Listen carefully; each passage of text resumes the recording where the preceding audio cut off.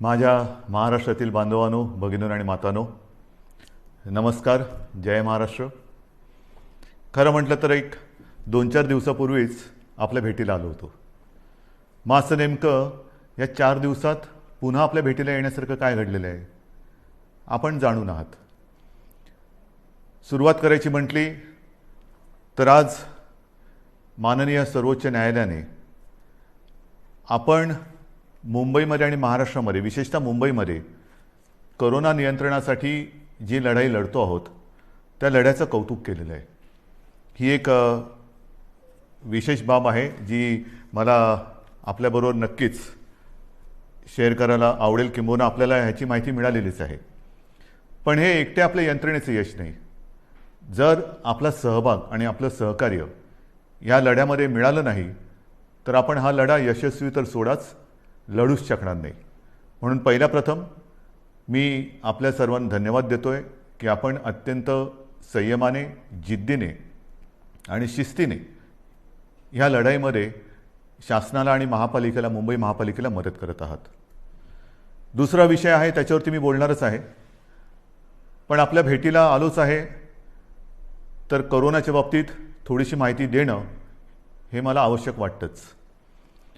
आपल्याला ही कल्पना आहे की आपण जे काही निर्बंध गेल्या काही दिवसापासून लावलेले आहेत त्या बाबतीत मी गेल्या वेळेला बोललो होतो की एक गोष्ट नक्की की रुग्णसंख्या जी काही झपाट्याने वाढत होती ती रुग्णवाढ आता किंचित थांबले नव्हे, ती आता थोडी खाली यायला लागलेली आहे. आता खरं आपण एका धोक्याच्या वळणावरती उभे आहोत. कदाचित आपल्याला असं वाटेल की आता ही लढाई आपण जिंकतो आहोत. नाही, अजिबात नाही. अजूनही एवढा गाफीलपणा आपल्याला परवडणारा नाही आहे. हां, ही गोष्ट खरी आहे की महाराष्ट्रामधल्या काही जिल्ह्यांमध्ये रुग्णवाढ थोडीशी उतरायला लागलेली आहे. पण त्याचबरोबरीने काही जिल्ह्यांमध्ये रुग्णवाढ थोडीशी व्हायला लागलेली आहे. ही नाही म्हटलं तरी त्या जिल्ह्यांसाठी ही एक धोक्याची घंटा आहे. इतर देशामध्ये काय चाललेलं आहे ह्या बातम्या आपण वाचता आहात. आपण निर्बंध लादून म्हणा किंबहुना निर्बंध पाळून म्हणा, एक सुरुवात केली दुसऱ्या लाटेची युद्ध करण्याची. आता इतर राज्य लॉकडाऊन करतायत, काही प्रमाणामध्ये आपल्यासारखेच निर्बंध टाकतायत. ही एक आता नाही म्हटलं तरी कोरोनाच्या लढाईतली आवश्यकता बनलेली आहे.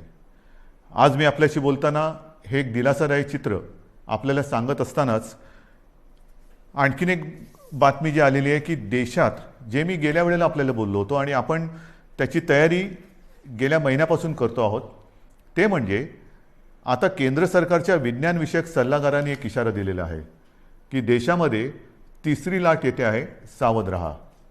सावध राहा म्हणजे काय करायचं तर नवीन काही नाही आहे, त्याच गोष्टी आपण काय करतो आहोत, सावध काय राहतो आहोत. मला असं वाटतं की या नेमक्या काळामध्ये आपण काय करतो आहोत ह्याचं एक ज्याला अपडेट म्हणावा तसं तुम्हाला देण्याची गरज आहे. आज आपल्याकडे साधारणतः म्हणजे 25 एप्रिलला आपल्याकडे राज्यात 6,98,000 म्हणजे जवळपास आपण 7 लाखाला पोहोचलो होतो, एवढे सक्रिय रुग्ण होते. आणि 4 मे म्हणजे काल आपल्या राज्यात 6,41,900 इथपर्यंत ही रुग्णवाढ आपण थोपवून ठेवून थोडीशी खाली आणलेली. ही नक्कीच दिलासादायक गोष्ट आहे. मात्र जे मी तुम्हाला सांगितलं की रुग्णसंख्या काही जिल्ह्यात घटत असली तरी काही जिल्ह्यात मात्र थोडीशी वाढ होते आहे, त्याच्यावरती आपण लक्ष ठेवून आहोत. आपल्याकडे जी आरोग्य व्यवस्था आहे त्या आरोग्य व्यवस्थेमध्ये आपण नक्कीच वाढ करत चाललेलो आहोत. आपण जवळपास आता आयसोलेशन बेड्स हे 4.5 लाखापर्यंत नेलेले आहेत. जवळपास 1 लाख ऑक्सिजन बेड्स आहेत, 30,000च्या आसपास ICU बेड्स आहेत आणि 12,000च्या आसपास आपल्याकडे व्हेंटिलेटर्स आहेत.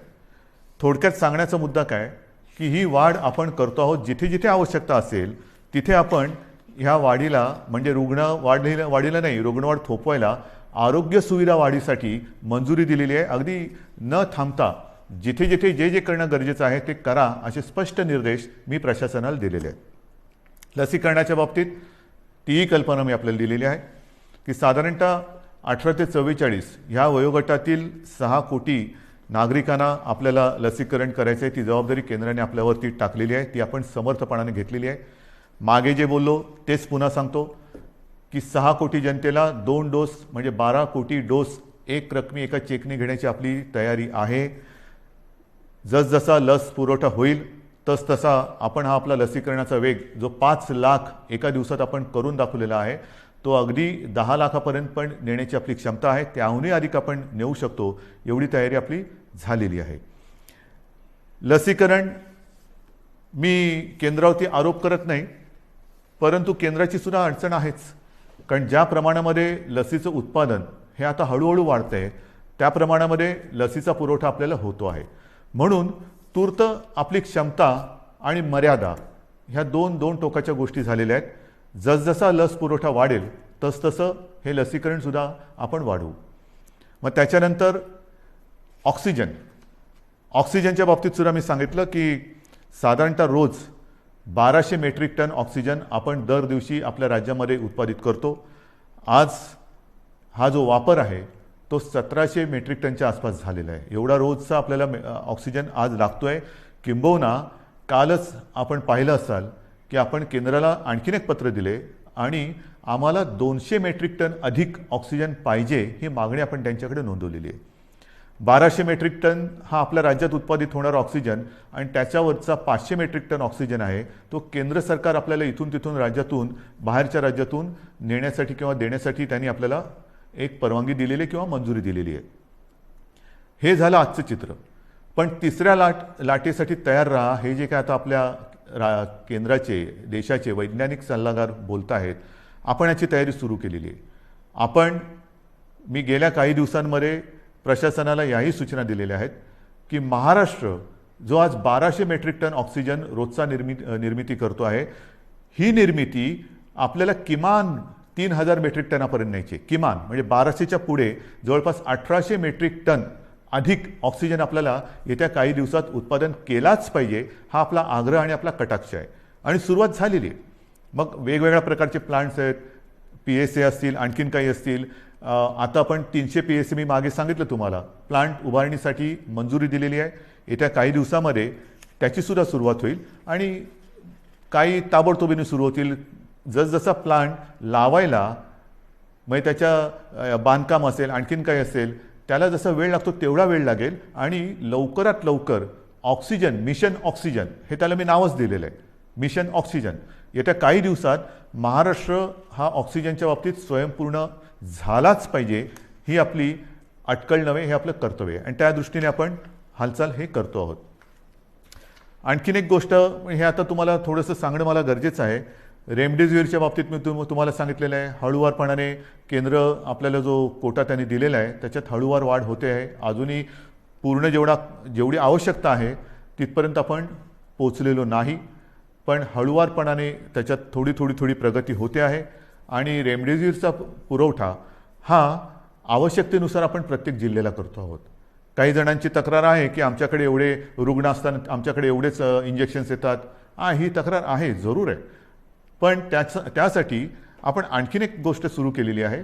एक काल परवापासून मी जो आपला टास्क फोर्स आहे त्या टास्क फोर्सला आपल्या जसं मुंबई आहे, पुणे आहे, ठाणा आहे, मग कुठे भंडारा असेल, नागपूर असेल, सोलापूर असेल, ह्या तिथल्या जिल्ह्यातील आणि तिथल्या शहरातील जे आपले फॅमिली डॉक्टर्स आपण ज्याला म्हणतो, जो कुटुंबाचा डॉक्टर, त्यांना सगळ्यांना झूम कॉलवरती एकत्रित करून मार्गदर्शन करायला आपण सुरुवात केलेली आहे. काय करायचं, आपल्याकडे रुग्ण आल्यानंतर त्याला कोविड झालाय तर घरातल्या घरात म्हणजे आपण म्हणतो ना की आवश्यकता नसेल तर हॉस्पिटलमध्ये येण्याची गरज नाही, पण आवश्यकता असेल तर हॉस्पिटलमध्ये त्वरित आलं पाहिजे. मग हे नेमकं जो काही एक मी म्हणेन फरक आहे तो कसा करायचा. घरी असेल तर घरच्या घरी कोणती औषधे दिली गेली पाहिजेत, कोणती दिली म्हणजे द्यायची गरज नाही आहे, किंबहुना देण्याची गरज नसताना सुद्धा दिली जातात ती टाळली पाहिजे, याचं संपूर्ण मार्गदर्शन आपल्या राज्यातील सर्व वाड्या वस्त्या अगदी गल्ली बोळातले सुद्धा जे आपले चांगले चांगले डॉक्टर्स आहेत, अनेक वर्ष जे प्रॅक्टिस करतायत आणि त्या वस्तीला एक आधार म्हणून काम करतायत, त्या सगळ्यांना सोबत घेऊन आपण पुढे जातो आहोत. रेमडेसिवीर असेल, अगदी इतर काही गोष्टी असतील, या सगळ्या बाबतीत आपण स्वयंपूर्ण होण्याच्या दृष्टीने वाटचाल करतो आहोत की जेणेकरून तिसरी लाट, दुसरी लाट तर लवकर थोपवायची आहेच, पण तिसरी लाटसुद्धा जर का आली तर तिचा घातक दुष्परिणाम आपल्या राज्यावरती होऊ द्यायचा नाही, हा चंग बांधून आपलं महाराष्ट्र सरकार काम करत आहे. हे झालं एक करोनाच्या बाबतीतचं. मग दुसरा मुद्दा आहे तो साहजिकच आहे. जसा पहिला मुद्दा मी सांगितला की सुप्रीम कोर्टाने आज मुंबई महापालिकेच्या लढाईचं कौतुक केलेलं आहे, तसंच ही लढाई आपण लढत असताना ही जिकराची लढाई, जीवावरती बेतलेले संकट आहे, अगदी देशात हाहाकार झालेला आहे, आणि अशी ही लढाई आपण जिद्दीने लढत असतानाच एक सुप्रीम कोर्टाने आणखीन एक निर्णय दिलेला आहे, तो मात्र थोडासा निराशाजनक आहे. बरोबर आहे, मराठा आरक्षण. मराठा आरक्षणाची ही लढाई आपण न्यायालयाच्या माध्यमातून न्यायालयाकडे आपण न्यायालयात लढत होतो. आपल्याला सर्वांना कल्पना आहे की काही वर्षांपूर्वी आपल्या विधिमंडळामध्ये सर्व पक्षांनी, म्हणजे तेव्हा तर शिवसेना आणि भारतीय जनता पक्षाची युतीच सत्तेमध्ये होती, आणि विरोधी पक्ष म्हणजे जे आज आपले सहकारी आहेत काँग्रेस आणि राष्ट्रवादी, ह्या राज्यातील प्रमुख 4 पक्षांनी आणि इतर सर्वांनी एकमुखी एकमताने मराठा समाजाला आरक्षण देण्याचा कायदा पास केला. तो मंजूर केला. मग त्याला आव्हान दिलं गेलं. उच्च न्यायालयामध्ये आपण ही लढाई जिंकलो. त्याला आव्हान दिलं गेलं. मग सर्वोच्च न्यायालयात ही लढाई गेली. सर्वोच्च न्यायालयात ही लढाई आपण लढलो, आणि दुर्दैवाने आज हा निराशाजनक निकाल ह्या अगदी लढाईच्या ऐन भरामध्ये आलेला आहे. नेमकं काय झालं? जे काही एक ढोबळमानाने निकाल आलेला आहे, कारण आता निकालपत्र ते आता हाती आलेले, त्याच्यावरती आणखीन डिटेलमध्ये काम सुरू आहे, त्याचा अभ्यास सुरू आहे. पण सर्वानुमते एकमुखाने घेतलेला हा निर्णय सुप्रीम कोर्टाने त्याच्या विरोधात निकाल दिलेला आहे. मग असं कोणीतरी म्हणालं की आम्ही जे उच्च न्यायालयात जिंकलो ते सुप्रीम कोर्टात तुम्ही हरलात, तुम्हाला लढताच आलं नाही. नाही, असं अजिबात नाही आहे. ज्या वकिलांनी आपल्याला उच्च न्यायालयामध्ये विजय प्राप्त करून दिला, बाजू मांडली, यशस्वीपणाने मांडली, तेच वकील त्याच्यात कुठेही बदल न करता किंवा त्यांच्यात अधिक काही वकिलांची आपण त्यांना मदत देऊन ही लढाई आपण अत्यंत योग्यपणाने, समर्थपणाने सर्वांचं मत एकत्र घेत आपण ही लढलो आहे. पदरी निराशा आलेली आहे, पण निराश झालो किंबहुना निराश झाला तर तो महाराष्ट्र कसला. मी खास करून मराठा समाजाला एक वेगळ्या दृष्टीने धन्यवाद देतो आहे की त्यांनी फार समंजसपणाने हा निर्णय जो आहे हा ऐकलेला आहे. कुठेही थैथयाट केला नाही, आदळआपट केली नाही. त्याच्याबद्दल मी तमाम माझ्या मराठा समाजातील माता भगिनींना, बांधवांना हात जोडून धन्यवाद देतो आहे. आणि त्यांच्या नेत्यांनी सुद्धा मी विशेष उल्लेख करेन, छत्रपती संभाजीराजे यांनी सुद्धा अत्यंत समंजस्याने आपली प्रतिक्रिया दिलेली आहे. हे दिवस लढाईचे नाही आहेत, निदान आपल्या तरी नाही आहेत, कारण सरकार आणि आपली भूमिका एक आहे. जर सरकार ह्या निर्णयाच्या म्हणजे आरक्षणाच्या विरोधात असतं तर लढाई मी समजू शकत असतो, पण सरकार आपल्यासाठी लढतंय, आपली बाजू मजबूतीने सुप्रीम कोर्टात मांडते किंवा ती मांडली, आणि तरीसुद्धा हा एक निराशाजनक निर्णय आल्यानंतर मला असं वाटतं अजूनही लढाई संपलेली नाही आहे. कारण लढाई केव्हा संपते? सगळं काही अंधार पसरतो तेव्हा. आज माननीय सर्वोच्च न्यायालयाने आपल्याला हा निकाल देत असताना म्हणजे त्यांनी सांगितलं की हा तुमचा अधिकारच नाही आहे. जे एक कमिशन, गायकवाड कमिशन आपण नेमलं होतं, त्याच्या शिफारशीसुद्धा त्यांनी सांगितलं की त्यासुद्धा त्यांनी बाजूला ठेवलेल्या आहेत. मग काय करायचं नेमकं? आता काय करणार तुम्ही म्हणता ही लढाई संपलेली नाही. मग सर्वोच्च न्यायालयाने निकाल दिल्यानंतर सुद्धा पुढे काय? आता पुढे आहे. सर्वोच्च न्यायालयाने निकाल देताना मला असं वाटतं पुढचा मार्ग दाखवलेला आहे की कुठे न्याय मिळेल आपल्याला, हे सर्वोच्च न्यायालयाने दाखवलेलं आहे. कारण सर्वोच्च न्यायालयाने सांगितलं की आरक्षण देणं, मग बाकीचे किचकटपणात मी जात नाही आहे. अशोकरावांनी अत्यंत व्यवस्थितपणाने दुपारी पत्रकार परिषद घेऊन एक व्यवस्थित बाजू मांडलेली आहे, कारण त्यांनी या विषयावरती गाढा अभ्यास केलेला आहे. गेले काही महिने 1-1.5 वर्ष माननीय अशोकरावांनी किती बैठका याच्यासाठी घेतल्या असतील, किती जणांशी बोलले असतील, किती जणांशी चर्चा केली असेल, हे त्यांनाच माहिती. आणि त्यांनी आज दुपारी अत्यंत व्यवस्थित समर्पक शब्दामध्ये जे काही आरोप प्रत्यारोप असतील त्याला उत्तरं दिलेली आहेत आणि आपली बाजूसुद्धा व्यवस्थित मांडलेली आहे, ती आपल्यासमोर आलेली आहे. म्हणून मी ते परत त्याच्यात बोलणार नाही आहे. पण सर्वोच्च न्यायालयाने जे सांगितलं की हा निर्णय घेण्याचा अधिकार हा राज्य सरकारचा नाही, मग कोणाचा आहे, तर हा अधिकार केंद्र सरकारचा आणि माननीय राष्ट्रपतींचा आहे. हा एक मोठा मार्ग त्यांनी दाखवलेला आहे. आणि म्हणून माझी जी पहिली प्रतिक्रिया आपल्यासमोर आलेली आहे, त्या प्रतिक्रियेत मी म्हटलं की एका प्रकारे सर्वोच्च न्यायालयाने हा निकाल देताना आपल्याला वेगळं मार्गदर्शन केलेलं आहे की कुठे न्याय मिळेल.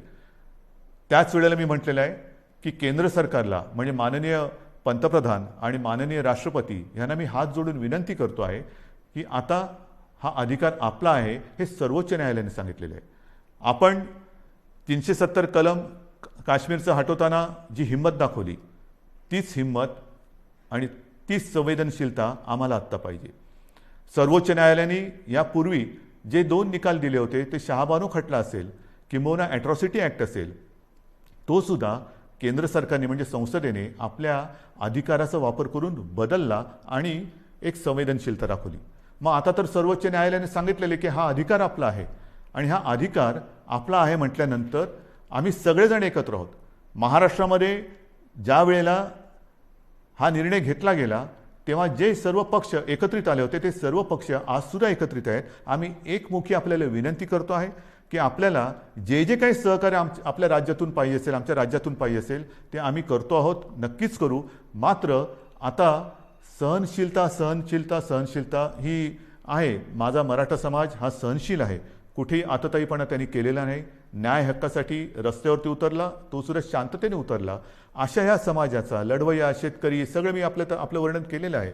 ह्या समाजाला न्याय देण्यासाठी आता केंद्र सरकारने जास्त वेळ न लावता निर्णय घ्यावा. मी आपल्या माध्यमातून माननीय राष्ट्रपतींना आणि माननीय पंतप्रधानांना विनंती करतोच आहे, पण उद्या अधिकृत पत्रसुद्धा मी त्यांना देतो आहे. जर का आणखीन आम्हाला तिकडे येऊन भेटण्याची आवश्यकता असेल तर तीही आम्ही करायची तयारी आहे. आणि ही एक मागणी आम्ही करत असताना सर्वोच्च न्यायालयाच्या निकालाची प्रत ही आत्ता संध्याकाळी उशिरा प्राप्त झालेली आहे. त्याचासुद्धा अभ्यास आपल्या ज्येष्ठ विधिज्ञांकडून सुरू आहे. ज्येष्ठ वकिलांची एक मी म्हणेन फौज, कारण समिती फार छोटा शब्द झाला, फौज ही आपल्यासोबत आहे. त्यांच्यासोबत आजपर्यंतसुद्धा विचारविनिमय केलेला आहे. आता मात्र सर्वोच्च न्यायालयाची ही प्रत प्राप्त झाल्यानंतर त्याचा अभ्यास सुरू झालेला आहे. त्याच्यात आणखीन काही मार्ग दाखवलेत का तेही बघतो.